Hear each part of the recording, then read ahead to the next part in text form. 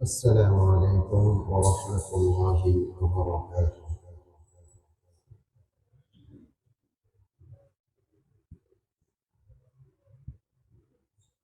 إن الحمد لله والصلاة والسلام على رسول الله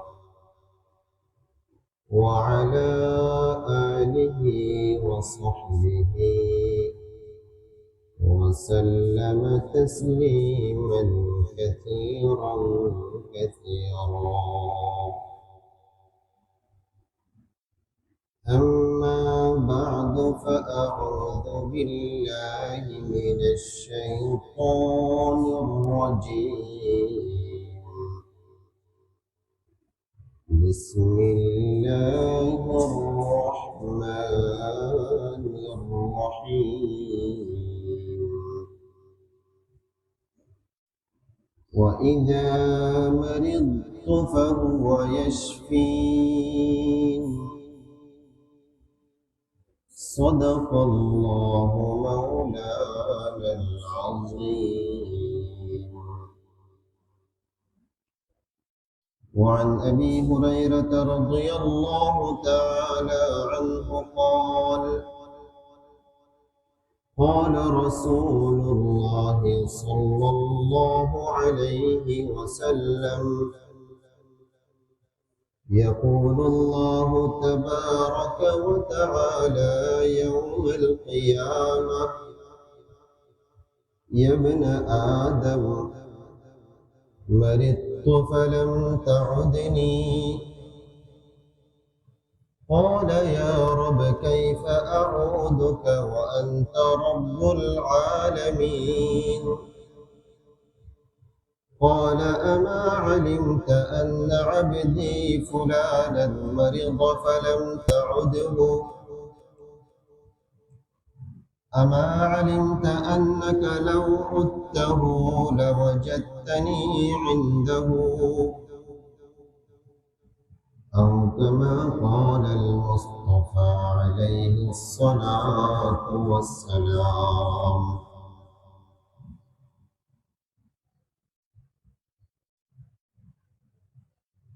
রব্ব করিমের অসংখ্য শুকর,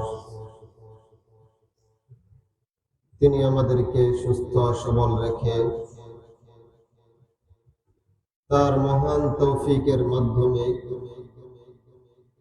পবিত্র জুমার নামাজ আদায়ের লক্ষ্যে তার ঘরে হাজিরা দেওয়ার তৌফিক দান করেছেন। মালিকের আলিশান দরবারে সকলে শুকরিয়া আদায় করি, আলহামদুলিল্লাহ। সম্মানিত মুসল্লিয়ানে কেরাম, আজকে আমাদের আলোচনার বিষয়বস্তু হলো রোগী দেখতে যাওয়ার ফজিলত, করণীয় ও বর্জনীয়। আজকে আমাদের আলোচনার বিষয়বস্তু হলো রোগী দেখতে যাওয়ার ফজিলত, করণীয় ও বর্জনীয়।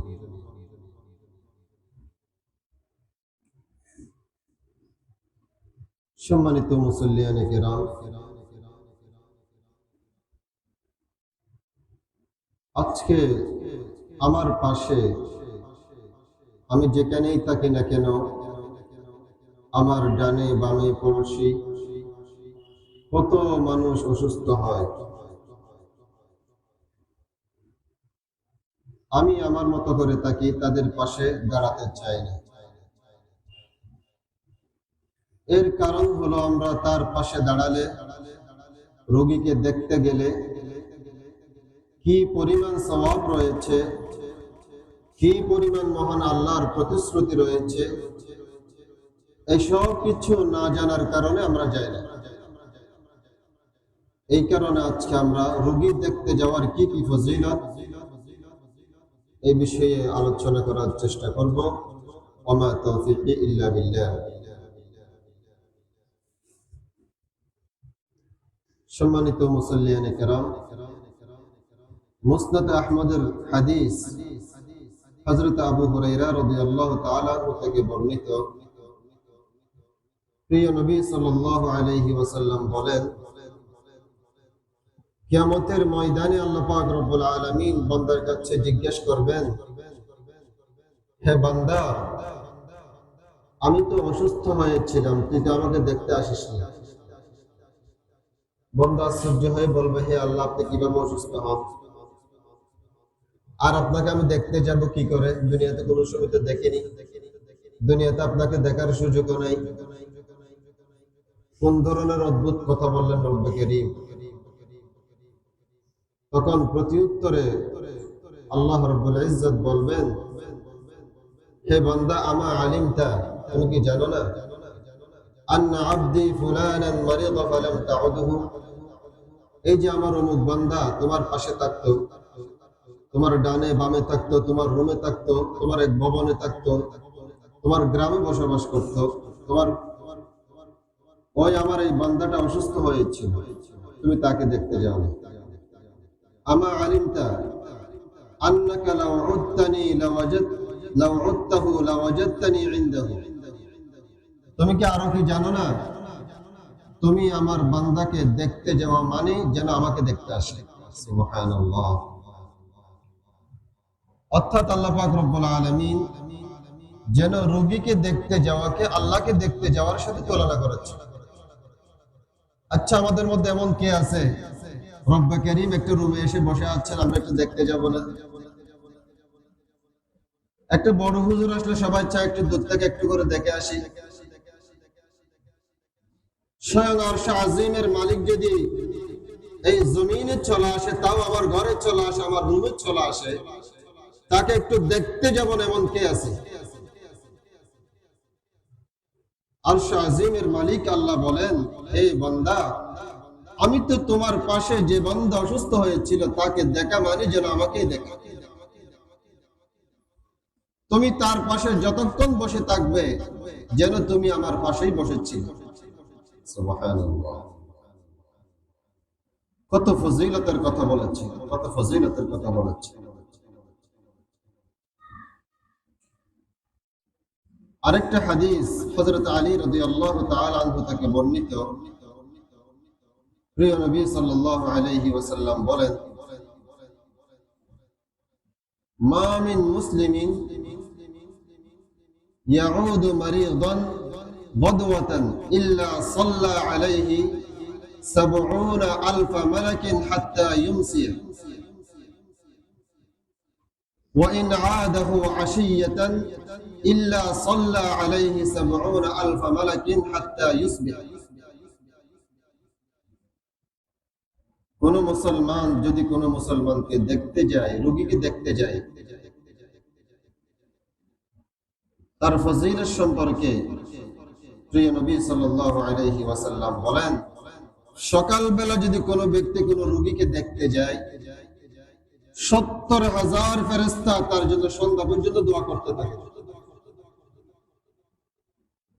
আজকে আমরা অনেক সময় দোয়ার জন্য হুজুরদেরকে ১০ জন হুজুর ডাকি একটা দাওয়াত পড়া দিই, ৭০,০০০ নিষ্পাপ ফেরেশতা তার জন্য দোয়ায়ে খায়র, কল্যাণের দোয়া করতে থাকে। আর যদি সন্ধ্যাবেলা বিকাল বেলা যদি কোনো রোগীকে দেখতে যায়, আগামীকাল সকাল আসা পর্যন্ত ওই ৭০,০০০ ফেরেশতা দোয়া করতে থাকে। কত বড় ফজিলতের কথা।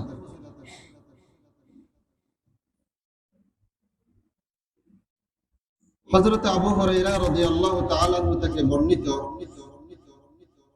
তিনি বলেন, ইযা আদাল মুসলিমু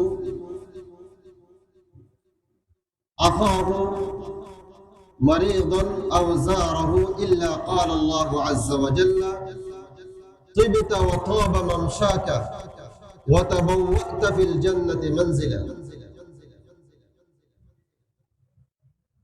কোন মুসলমান যদি তার রোগাক্রান্ত ভাইকে দেখতে যায়, তখন আরশ আজিমের মালিক আরশ থেকে আওয়াজ দেন, তিবতা, হে বান্দা, তুমি শুভ হও, তুমি ধন্য হও, ওয়া তাবা মামশাকা, তোমার পথ চলা ধন্য হোক,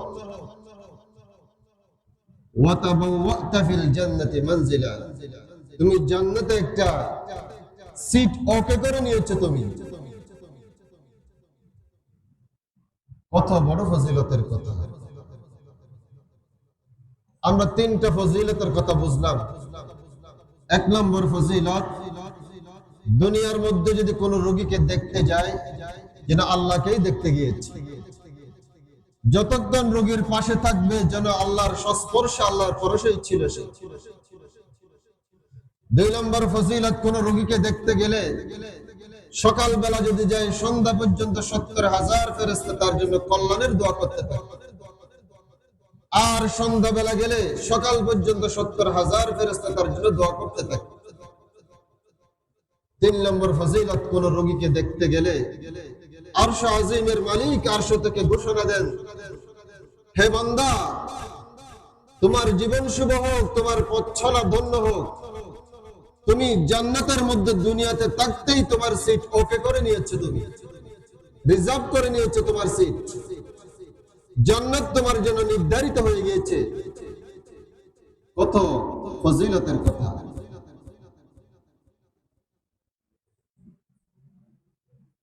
যে কোনো রোগীকে দেখতে গেলে, আজকে আমরা রোগী দেখতে যাওয়া একে তো যাই না, এটাকে কোনো একটা ফজিলতের কাজেই মনে করি না, কিংবা গেলেও তাদেরকে দেখতে যাই যার সাথে আমার সম্পর্ক আছে। কেন? এখানে তো হাদিসের মধ্যে সম্পর্কের কথা বলা হয় নাই, যে কোনো রোগীকে দেখতে যাওয়ার কথা এসেছে, যে কোনো রোগীকে দেখতে গেলে ফজিলতের কথা এসেছে। অথবা আমরা অনেক সময় দেখি সে আমাকে দেখতে এসেছিল কিনা, তাহলে আমি তাকে দেখতে যাবো, এটা বদলা। সে আমাকে দেখতে আসলে সে ফজিলত গুলো পাবে, আর আমি দেখতে গেলে আমি পাবো, তাহলে তার দেখতে আসার কি জরুরত আছে কেন? যেমন আমি যে নামাজ পড়তে আসি, সে নামাজ পড়লে আমি পড়বো এমন তো নয়, আমার লাভের জন্য আমি নামাজ পড়ি, আমি রোগী দেখতে যাব, তাকে দেখতে যাব আমার লাভের জন্য, এখানে তার কি?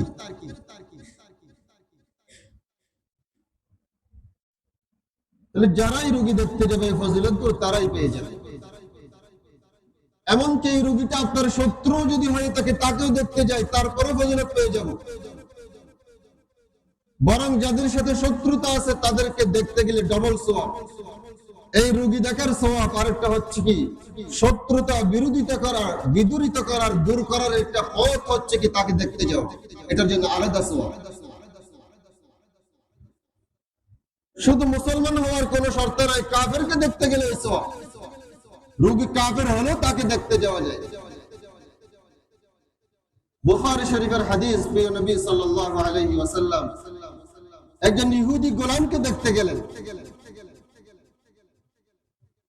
সে নবী আলাইহিস সালাম তার শিয়রে মাথার পাশে গিয়ে বসলেন, তাকে তার কানাঘুষা করে বললেন, আসলিম আসলিম, বাবা মুসলমান হয়ে যায়।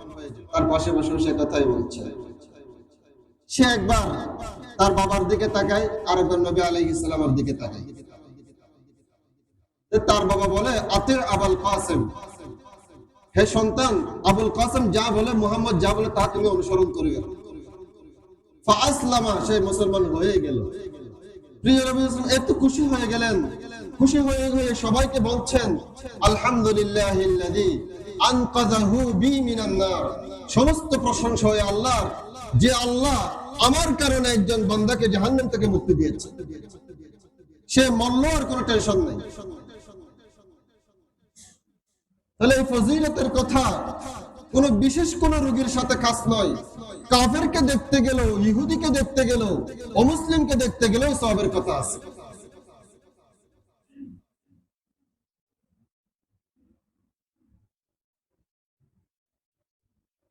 তাহলে যে কোনো রোগীকে দেখতে যাওয়ার মধ্যে ফজিলত, এখানে কোন ধরনের শর্তের কথা বলা হয়।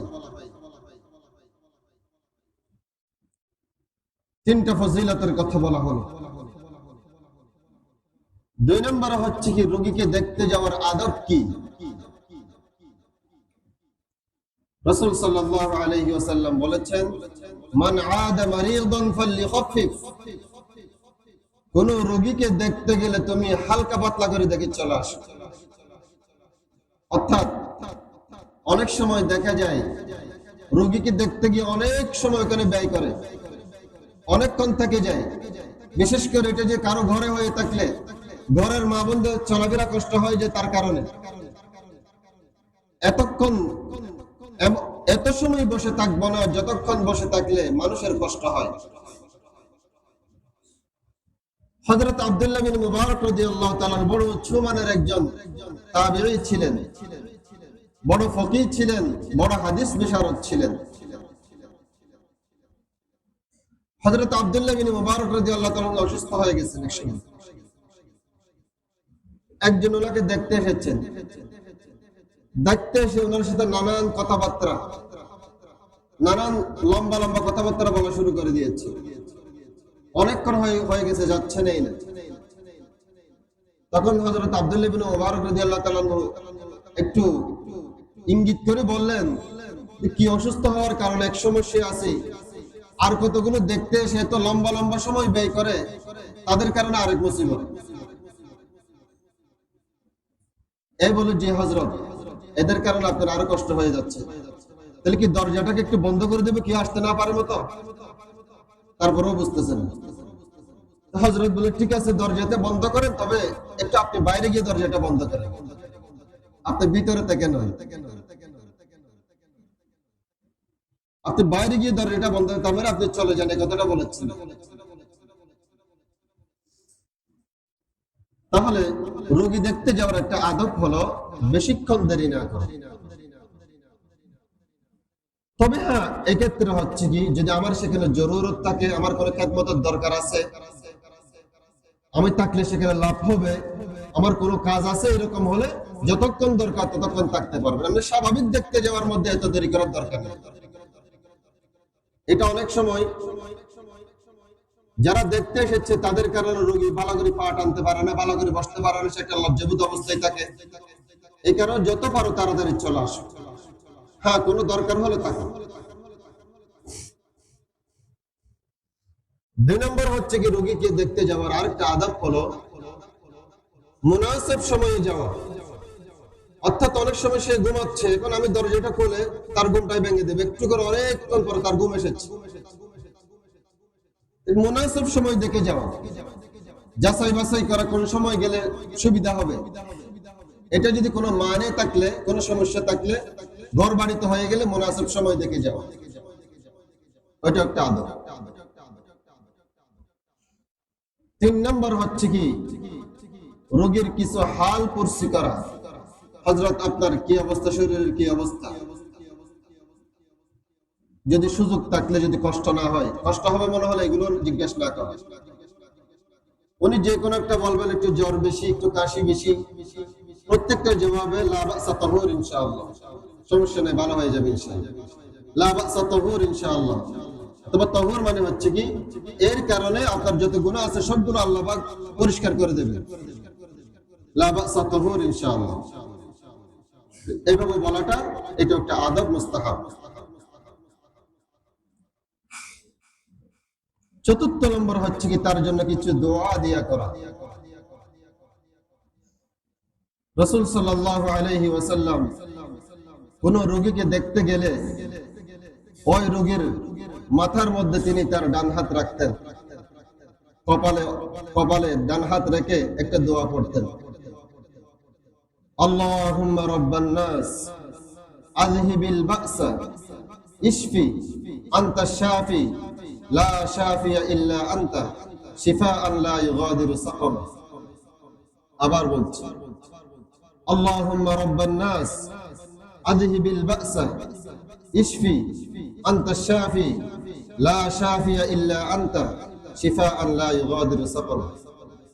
অর্থ হচ্ছে কি, হে আল্লাহ, এই বান্দার মুসিবত আপনি দূর করে দিন। ইশফি, আপনি তাকে শিফা দান করুন। লা শাফিয়া ইল্লা আনতা, আপনি ব্যতীত আর কোনো শিফা দানকারী নাই। এমন শিফা দান করবেন যার পর আর যাতে কোনো রোগ বাকি না থাকে। প্রিয় নবী সাল্লাল্লাহু আলাইহি ওয়াসাল্লাম কোন রোগীকে দেখতে গেলে তার মাথায় ডান হাত রেখে এই দোয়াটা করতেন।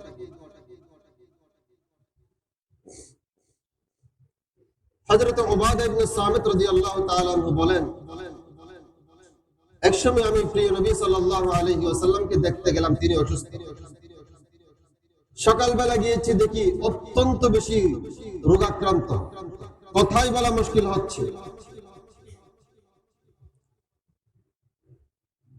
সন্ধ্যাবেলা আবার গিয়েছি, দেখি নবী ইসলাম পরিপূর্ণ ভালো হয়ে গেছে। জিজ্ঞেস করলেন, ইয়া রাসূলুল্লাহ, সকালবেলা দেখলাম আপনার এত রোগ, হঠাৎ করে কিভাবে ভালো হয়ে গেলেন? কি চিকিৎসাটা করলেন? তখন প্রিয় নবী সাল্লাল্লাহু আলাইহি ওয়াসাল্লাম বলেন, আতানি জিবরিল ওয়া রাকানি বিরুকয়াতিন বারিতু। জিবরিল এসেছিলেন, আমাকে এমন একটা চিকিৎসা করেছেন যার মাধ্যমে আমি ভালো হয়ে গেছি। আলা উআল্লিমাকাহা, তোমাকে বলবো সেই চিকিৎসাটা? ক্বালা বালা। হযরত উবাদা ইবনে সামিত রাদিয়াল্লাহু তাআলা বলেন, ইয়া রাসূলুল্লাহ, অবশ্যই বলেন।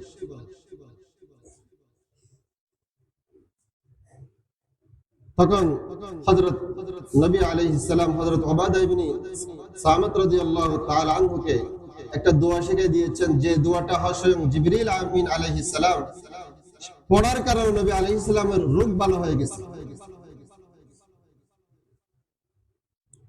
বিসমিল্লাহি ইয়ারকিকা মিন কুল্লি শাইইন ইউযিকা মিন হাসাদি কুল্লি হাসিদিন ওয়া আইনিন বিসমিল্লাহি ইয়াশফিকা।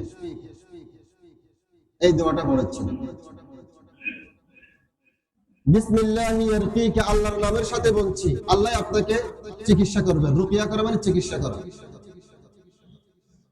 বিসমিল্লাহি ইয়ারকিকা মিন কুল্লি শাইইন ইউযিকা, প্রত্যেক ওই বস্তু যা আপনাকে কষ্ট দিচ্ছে, আপনার জ্বালা হচ্ছে, কষ্ট হচ্ছে, সব কিছু থেকে আল্লাহ আপনাকে সেবা দান করবে।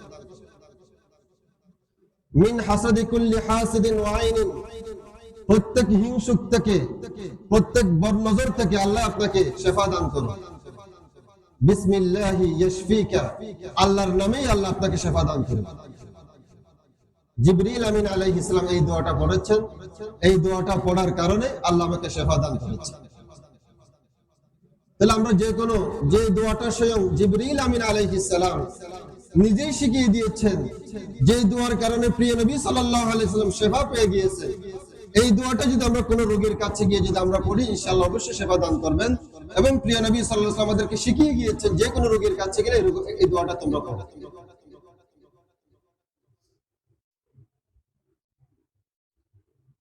আরেকটা দোয়া হযরত আবু হুরায়রা রাদিয়াল্লাহু তাআলা আনহু থেকে বর্ণিত, তিনি বলেন, মা মিন মুসলিমিন ইয়াউদু মারিদান লাম ইয়াহদুরহু আজালুহু ফায়াকুলু সাব'a মাররাতিন আসআলুল্লাহাল আযীম রাব্বাল আরশিল আযীম আন ইয়াশফিয়াকা ইল্লা উফিয়া। এমন কোন রোগী যার মৃত্যু সুনিশ্চিত নয়, মৃত্যু সুনিশ্চিত হয়ে গেলে আর করার কিছু হবে না, সেখানে কোনো শেফা, কোনো দোয়া কাজ দেবে না, তার হায়াত শেষ। এমন কোন রোগী যার মৃত্যু আসেনি, যত বড় রোগই হোক না কেন, তার কাছে গিয়ে যদি আসআলুল্লাহাল আযীম রাব্বাল আরশিল আযীম আন ইয়াশফিয়াক সাব'a মাররাত যদি পড়া হয়, 7 বার যদি পড়া হয়, অবশ্যই তাকে শেফা দান করা হবে। তাহলে আমরা যে কোনো রোগীর কাছে গেলে এই দোয়াগুলো আমরা পড়তে পারি।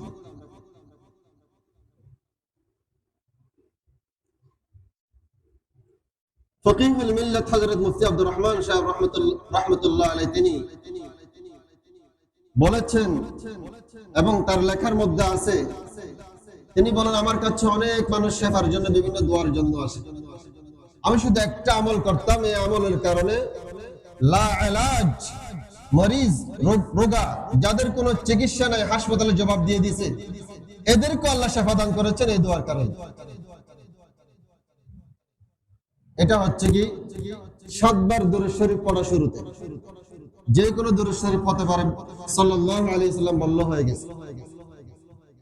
তারপরে বিসমিল্লাহির রহমানির রহিম আলহামদুলিল্লাহি রাব্বিল আলামিন, এভাবে করে সূরা ফাতিহা শেষ করে আমিন পড়বে।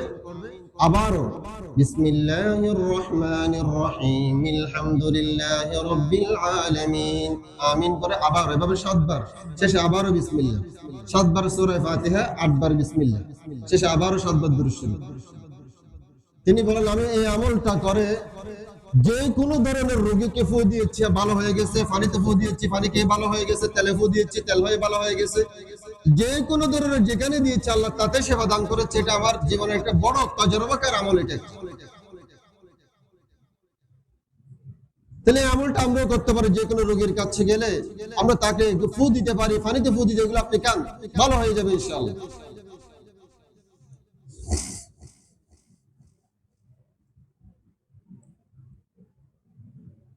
রোগী দেখতে যাওয়ার মধ্যে বর্জনীয়ের মধ্যে একটা হচ্ছে কি, আমরা বর্তমানে রোগী দেখতে যাওয়ার মধ্যে হাদিয়া নিয়ে যাওয়াকে জরুরি মনে করে ফেলেছি। অথচ দুইটা দুই জিনিস। আমি যদি দিন 100টা রোগী দেখতে যাই, 10টা রোগী দেখতে যাই, 10টার জন্য 2 টাকা করে নিয়ে গেলে অনেক টাকার দরকার, এত টাকা পাবো কোথায়? রোগী দেখার সাথে হাদিয়া নিয়ে যাওয়া, ফল ফ্রুট নিয়ে যাওয়ার সাথে কোনো সম্পর্ক নেই। এটা একটা আলাদা একটা বিষয়। এটা যে কোনো সময় আপনি তাকে পাঠাতে পারেন, এটা একটা হাদিয়া দেওয়া যে কোনো সময়ের জন্য মুস্তাহাব। এটা রোগী দেখতে যাওয়ার জন্য আলাদা হাদিয়া নিয়ে যাওয়ার কোনো সুন্নত নেই। কেউ জরুরি মনে করলে বেদাত হয়ে যাবে। এটা আজকে এই প্রথার কারণে আমরা রোগী দেখতে যেতে পারি না। রোগী দেখতে গেলে হাদিয়া নিয়ে যেতে হবে, তার জন্য ফল ফ্রুট নিয়ে যেতে হবে, জুস নিয়ে যেতে হবে। এই জরুরিয়াত গুলো যেগুলো শরীয়ত আমাদেরকে বাধ্য করে দেয় নাই, এই বাধ্যবাধকতার কারণে এত বড় রোগী দেখার ফজিলত গুলো আজকে আমরা পাচ্ছি।